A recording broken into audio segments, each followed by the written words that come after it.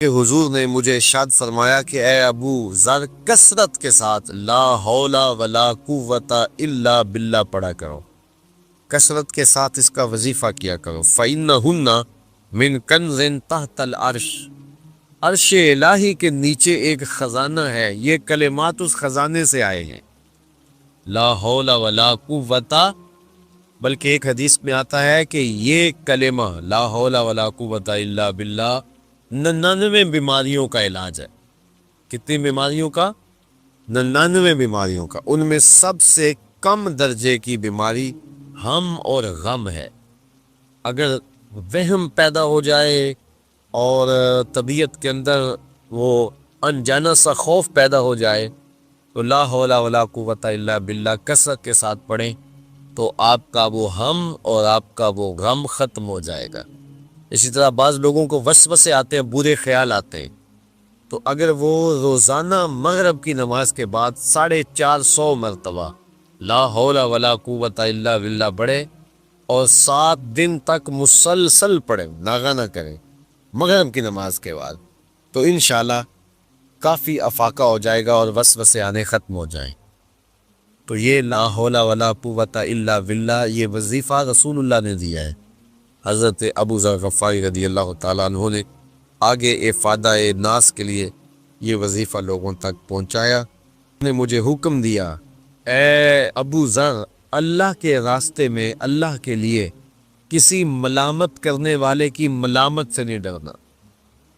ہم کتنے ایسے کام ہیں کہ وہ اس لیے کر رہے ہیں کہ اگر نہ کیا تو لوگ کیا کہیں گے، اور کئی ایسے کام ہیں جو ہمیں کرنے چاہیے لیکن ہم نہیں کر رہے کہ اگر ہم نے کیے تو لوگ کیا کہیں۔ تو یہ جو ایک روش ہے نا کہ لوگ کی کیا کھڑے، تو یہ زندگی کو اس نے مشکل بنا دیا ہوا ہے، زندگی کو اوکھا کر دیا ہوا ہے۔ ہماری معاشرتی زندگی بھی اوکھی، ہماری روحانی زندگی بھی تلخ، اور کئی مصیبتیں۔ یہ شادیاں کرتے ہیں تو کتنے کام ہم اس لیے کرتے ہیں، ہمارے پاس پیسے نہیں ہوتے، قرضہ اٹھا کے بھی کرتے ہیں، یہ نہ کیا تو لوگ کیا کہیں گے، شریک کیا کہیں گے۔ تو شریکوں کو راضی رکھنے کے لیے جو کبھی رہ سکتے ہی نہیں، آپ اپنی جان بھی وار دیں، بھلا شریک راضی رہ سکتا ہے؟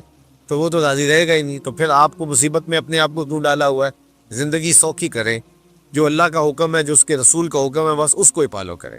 تو کہا اے ابو ذر، اللہ کے لیے کسی ملامت کرنے والے کی ملامت سے ڈرنا، کوئی کچھ بھی کہتا رہے، تیری زندگی کا مقصد اللہ کی رضا حاصل کرنا ہو۔ کہ حضور علیہ السلام نے ارشاد فرمایا کہ بندہ کہتا ہے میرا مال، اس کے مال 3 ہیں۔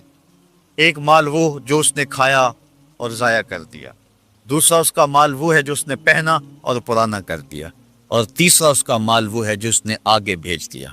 فرمایا باقی اس کے وارثوں کا ہے، اس کا نہیں ہے۔ اس لیے ہم راہ خدا میں خرچ کرنے کا مزاج بنائیں، اس سے مال گھٹتا نہیں ہے، اس سے مال بڑھتا ہے۔ بلکہ جب راہ خدا کے اندر ہم خرچ کرتے ہیں تو ہمارا جو دوسرا مال ہے وہ بھی پاک ہو جاتا ہے۔ اللہ کے محبوب کا ایک فرمان سنیے جس کو حضرت حسن بصری رضی اللہ تعالیٰ عنہ بیان کرتے ہیں، حسنوا اموالکم بالزکاۃ وداووا مرداکم بالصدقہ واستقبلوا امواج البلاء بالدعاء والتضرع۔ فرمایا کہ اپنے مال کو، اپنے اموال کو زکوٰۃ سے پاک کرو اور اپنے مریضوں کا علاج صدقے سے کرو، اور جب مصیبتیں اور بلائیں تمہارا رخ کریں تو پھر دعا سے اور اللہ کے حضور زاری سے اللہ کی مدد چاہو۔ آج ہم صدقے کا مزاج بہت کم کر چکے ہیں۔ کسی زمانے میں ایسا ہوتا تھا کہ جب کوئی بیمار ہوتا تھا تو سب سے پہلا کام لوگ یہ کرتے تھے کہ صدقہ دیا کرتے تھے، ڈاکٹر کے پاس پھر جایا کرتے تھے، حکیم کے پاس پھر جایا کرتے تھے، سب سے پہلے اس کی جان کا صدقہ دیا کرتے تھے۔ صدقہ قضا کو بدل دیتا ہے، تقدیر کو بدل دیتا ہے۔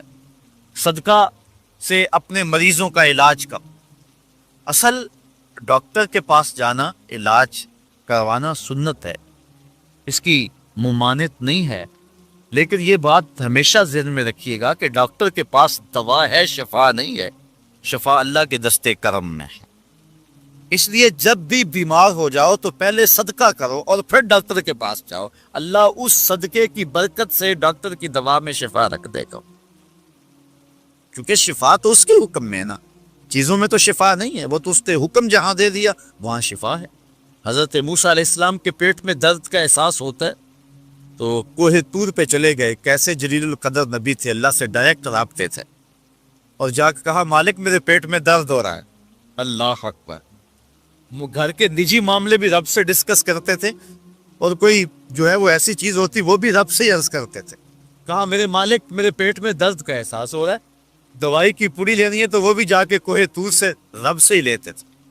تو اللہ تعالیٰ فرمایا فلان جنگل میں چلے جاؤ، وہاں اس شکل کے پتوں کی ایک بوٹی ہے، اس کو توڑو نچوڑو، اس کا پانی پیو، تمہیں شفا مل جائے۔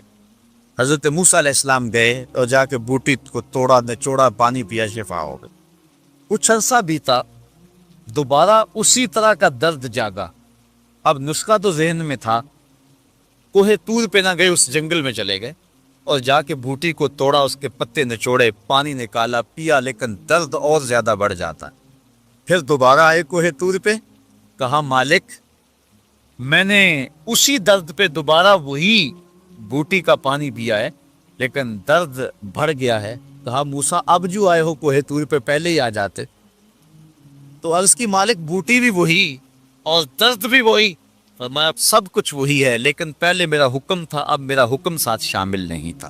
شفا بوٹے میں نہیں رکھی، شفا تو میرے حکم میں رکھی ہوئی ہے۔ اس لیے ڈاکٹر کے پاس جاؤ، حکیم کے پاس جاؤ، لیکن شفا اللہ سے مانگو، کہ شفا ہمیں دینے والا وہ ہے، وہ ایک وسیلہ ہے، ایک ظاہری طریقہ ہے۔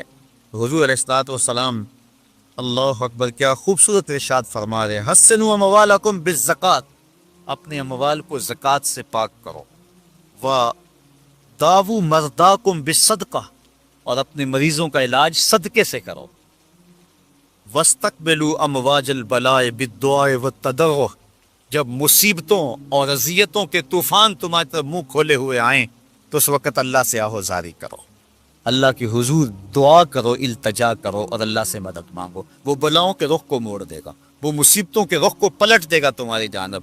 لیکن جب تم یہ مزاج نہیں رکھو گے تو مصیبتوں پر مصیبتیں آتی رہیں گی۔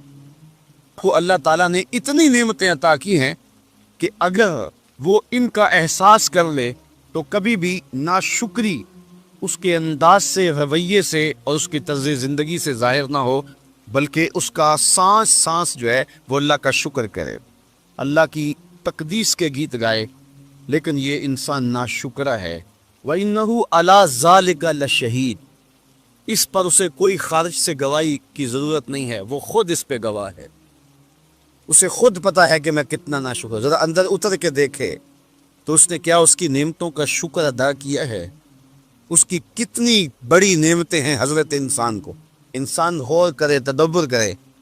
میں کئی دفعہ یہ بات بتا چکا ہوں، میرا ایک ملنے والا ہے، پیر بھائی ہے، تو اس کو مسئلہ کیا ہے کہ یہ جو منہ میں لعاب آتا ہے اس کی مقدار کم ہے۔ تو بنیادی طور پہ وہ لیکچرار ہے، تو اس نے روز جو ہے وہ طلباء کو لیکچر دینا ہوتا ہے، تو 15 منٹ نہیں بول پاتا کہ منہ خشک ہو جاتا ہے۔ اب ہم نے کبھی اس کو نعمت سمجھا؟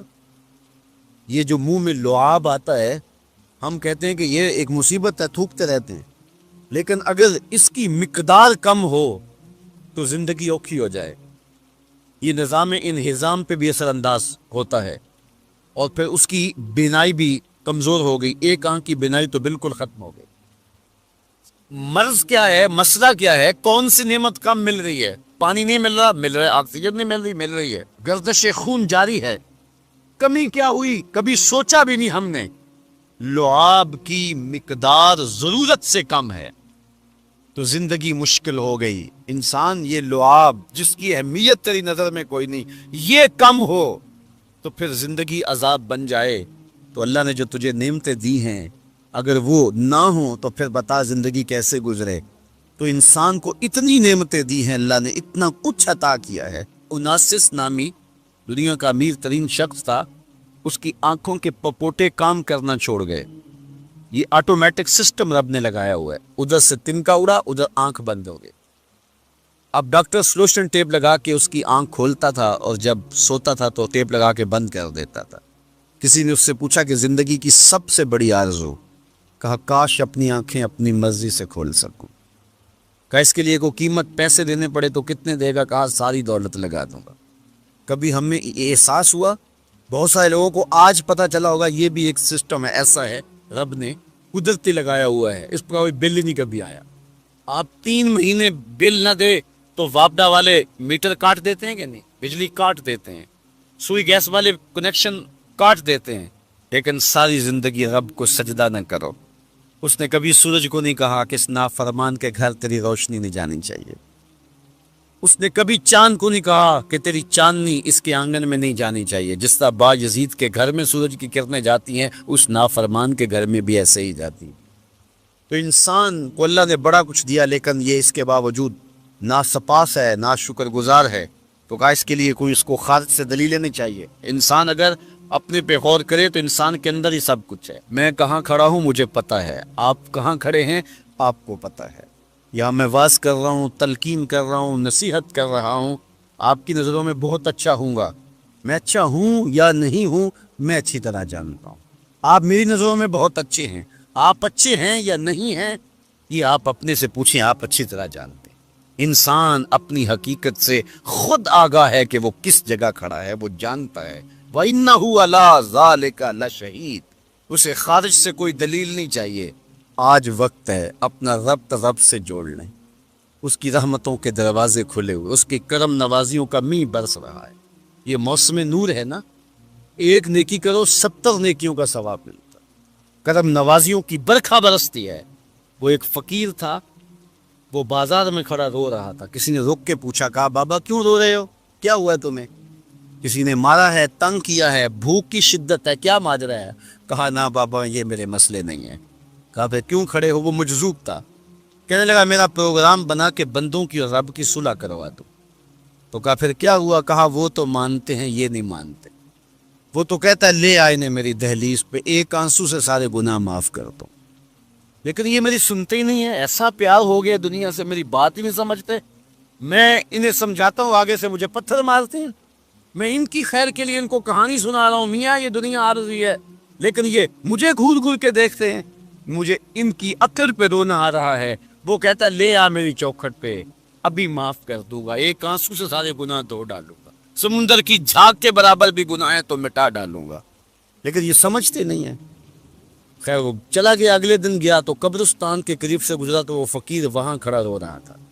تو وہ پھر رو گیا. کہا بابا عجیب کہانی ہے تیری، بازاروں میں بھی روتا ہے اور قبرستانوں میں بھی روتا ہے، آج کیا مسئلہ ہے؟ کہا آج بھی میرا کل والا ہی مسئلہ ہے. کہا آج کیا مسئلہ ہے؟ کہا آج میں ادھر آیا تھا کہ ان کی اور رب کی صلح کروا دوں. تو کہا آج پھر کیا بنا؟ کہا آج یہ مانتے ہیں وہ نہیں مانتا. تو قبل اس سے کہ وہ وقت آئے کہ پھر وہ نہ مانے، آج لے ان کی پناہ، آج مدد مانگ ان سے، کل قیامت کو نہ مانیں گے اگر مان گیا. تو یہ تھوڑا وقت ہے زندگی کا، اس زندگی کو غنیمت سمجھے. بچے کی تربیت کی جو اہم عمر ہے وہ بلوغت سے پہلے کی ہے. ان ایام میں سیدنا صدیق اکبر نے بھی یہی وصیت کی تھی کہ میرا جنازہ پڑھ کے پھر حضور کے سامنے لے جانا اور سلام عرض کرنا. حضرت انس سے بھی روایت، حضرت علی سے بھی روایت. حضرت صدیق اکبر کی وصیت تھی حضور کے پاس لے جانا اور حضور سے اجازت مانگنا. اجازت مل جائے تو قدموں میں دفن کر دینا، ورنہ جنت البقیع میں. تو حضرت علی المرتضیٰ اور حضرت انس روایت کرتے ہیں کہ ایسا ہی ہوا کہ ہم نے جنازہ اٹھایا، پڑھا اور پھر حضور کے مواجہ انور کے سامنے رکھ دیا اور سارے ہاتھ باندھ کے عرض کرتے یا رسول اللہ ھذا ابو بکر یستاذن، اے اللہ کے پیارے محبوب صلی اللہ علیہ وسلم، یہ ابو بکر ہیں، آپ سے اجازت طلب کرتے ہیں، آپ کی قربت میں دفن ہونے کا شوق ہے، ہمیں کیا حکم ہے؟ اس وقت حجرہ عائشہ تھا، یہ گنبد خضرا نہیں بنا ہوا تھا، صرف حجرہ تھا، اس کو تالا لگا تھا. چابی حضرت عائشہ کے پاس ہوا کرتی تھی رضی اللہ تعالی عنہ. تو تالا لگا ہوا تھا اور لوگوں نے رکھ کے یہ عرض کیا. تو پھر کیا ہوا کہ وہ تالا خود بخود کھلا، پھر کنڈی بھی خود بخود کھلی، اور پھر جو دروازہ تھا وہ خود بخود کھلا اور اندر سے آواز آئی اوصل الحبیب الی الحبیب لان الحبیب الی الحبیب مشتاق، یار کو یار سے ملا دو، یار تو پہلے یار کا انتظار کر رہا. تو قبر انور سے یہ آواز آئی، حضور کے روضہ انور سے یہ آواز. اور ہمارا عقیدہ ہے اور مسلمہ عقیدہ ہے اور تمام امت کا عقیدہ ہے کہ حضور اپنی قبر میں زندہ ہیں. یہ بعد میں فتنہ پیدا ہوا حضور علیہ السلام کے حوالے سے، یہ جو معاذ اللہ میری زبان وہ بوجھ نہیں اٹھاتی جو لوگ کہتے ہیں، یہ حضرت شیخ عبد الحق محدث دہلوی علیہ رحمہ نے لکھا ہے تتمہ مدارج النبوہ میں.